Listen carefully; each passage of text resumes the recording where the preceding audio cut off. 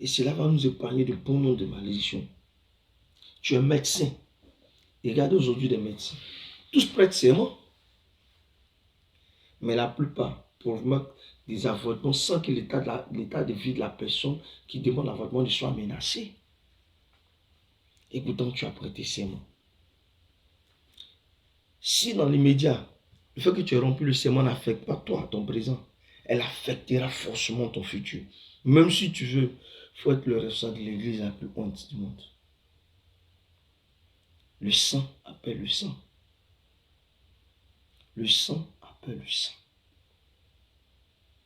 La Bible dit sans effusion de sang, il n'y a pas pardon. Christ est monté pour cela. Mais quelle est ta part? Et c'est ce que je te dirai. C'est ce que je te dirai. Donc il est nécessaire, tu peux te repentir, finis de te repentir. Mais face au serment qui n'a pas été respecté, il y a une réparation à faire. Regardez, qu'est-ce qui a précipité la mort de Jonathan et de Saül? Lorsqu'ils menaient la guerre, quand vous lisez,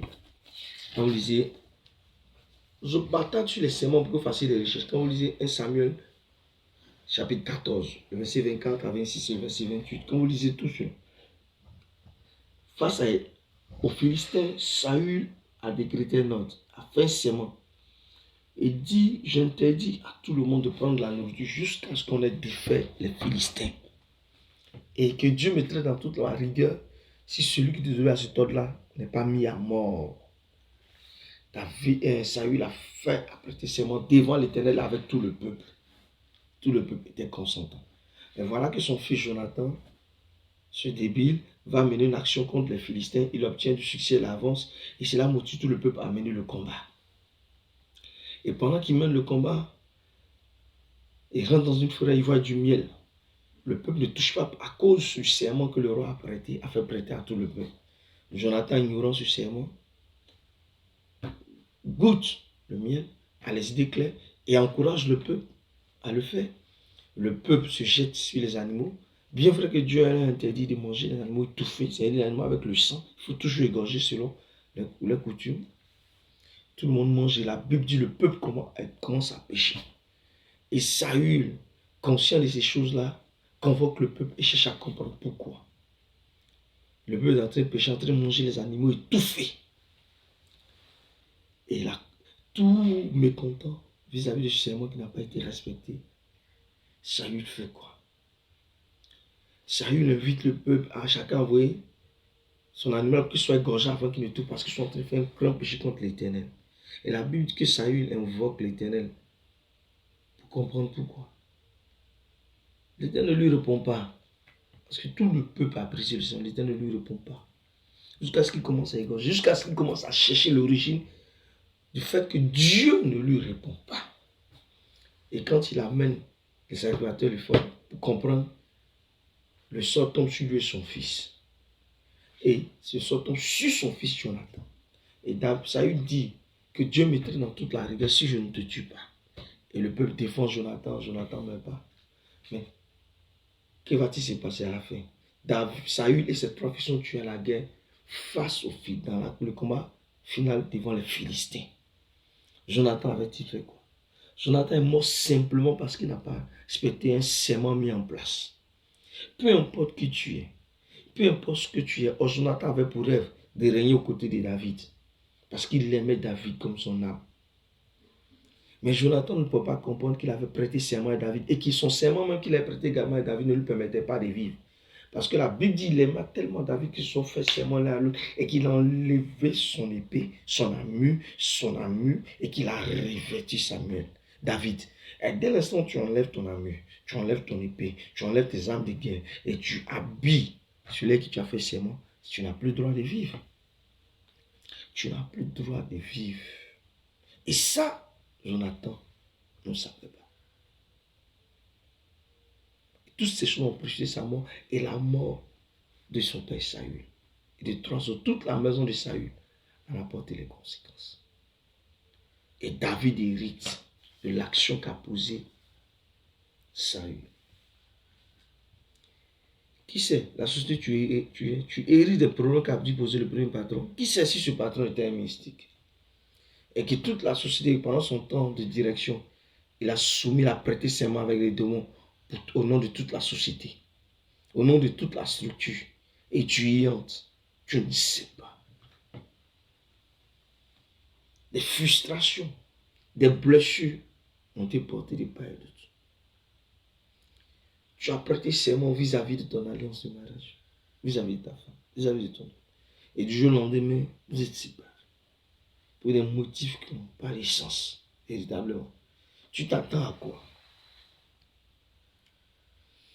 Jeune fille, sous prétexte que tu aimes quelqu'un, vous avez fait prêter serment de jamais vous abandonner. Si je te laisse tomber, que ceci ou cela m'arrive, et vous avez fait un pacte de sang, chacun a bu, vous êtes prêté serment. Et du jour au lendemain, vous n'êtes plus ensemble. Tu t'attends à quoi? Tu es venu à Christ, oui. Tu t'es repenti, tu as accepté Jésus comme Seigneur Sauveur, oui. Mais est-ce que tu es retenu vers la personne pour lui dire, pendant que la personne est encore vivante, pour lui dire ce que j'avais dit, ce que j'avais fait? Je ne me reconnais plus dedans. Tu t'es mis dans ton coin et tu as fait des récitations pendant que la personne est vivante et qu'on continue de méditer de mauvais desseins, de mauvais pensées à ton égard. Tu t'attends à quoi? Bon nombre de chrétiens, dans nos familles, dans nos amitiés, dans nos relations, nous avons prêté des serments, bien des fois des serments par ignorance, dans nos langages, dans nos manières de faire, dans nos activités qui nécessitent d'être loyales, nécessitent d'être intègres, nous devons poser des actes. Et comme je le disais, que faire? Faire comme David. David a appelé comme les Gabonites et David a demandé ce qu'il fallait faire. Ils ont exigé que cette fille de Saül, que ces 7 filles soient pendues. Et David leur a donné les 7 fils de Saül. Il a épargné le fils de Jonathan parce qu'il a prêté serment avec Jonathan. Parce qu'il connaît la valeur d'un serment en amitié. Il sait que le serment est sacré. Et que si à son tour il donnait l'un des enfants de Jonathan, il allait empirer la situation pour sa progéniture demain. Pour son trône demain. Et lui à son tour, il ne donne pas le fils de Jonathan parce qu'il a prêté serment à Jonathan. Mais il donne les autres fils de Saül. Ils sont pendus. Et Dieu devient favorable vis-à-vis du pays. Veux-tu que Dieu te soit favorable? Veux-tu que ta condition change? Veux-tu que ta condition change? Veux-tu voir ta situation s'améliorer en tant que chrétien? Tu fais assez de fois, assez de dîmes. Quelle vœu tu ne fais pas? Quelle prière qui n'a pas été menée sur toi? Est-ce parce que ces hommes de Dieu sont faux? Non, loin de là. Ces hommes de Dieu sont vrais. Mais Dieu n'a pas de révéler le secret du serment. Et quelle prière faut-il mener vis-à-vis du serment? Et le Seigneur m'invite, je suis peut-être nouveau pour toi sur la toile. Le Seigneur m'invite à parler de ces choses-là. Parce que je suis passé par là. Mon ministère a connu beaucoup de difficultés. Parce que j'ai prêté serment un moment de ma vie dans l'ignorance. Dans l'ignorance, et cela a marqué ma vie. Et j'ai compris l'effet et l'influence qu'il peut avoir un serment sur la vie d'un homme. Jusqu'à ce que le Seigneur m'en libère définitivement. Jusqu'à ce que le Seigneur m'en libère définitivement. Jusqu'à ce que le Seigneur m'en libère définitivement. Bien aimé, réfléchis pendant que je te parle. Et tu t'entends de voir, tu t'entends de comprendre qu'il y a une réparation à mener. Il y a un serment qui a été brisé. Il y a quelque chose à rétablir. Il y a quelque chose à réparer. Proverbe 14, verset 9 dit, quand nous prenons la version courante de la Bible, les imbéciles n'estiment pas nécessaire de réparer un tort. La Bible est très dure dessus. Les imbéciles n'estiment pas nécessaire de réparer un tort. Mais la bonne volonté règne entre les hommes droits. Les imbéciles, j'ai Christ, on ne peut rien me faire. Tu es venu, tu as mélangé une famille, sous prétexte qu'il y a un homme de Dieu. Dieu t'a rien dit, tu es venu, tu les as divisés, tu l'as fait prendre des engagements, tu as fait des imprécations, et tu t'en vas, tu dis Dieu ne peut rien faire. Tu sais comment il t'intéresse à vivre. Tu es une jeune fille, tu t'es engagé, les choses. Et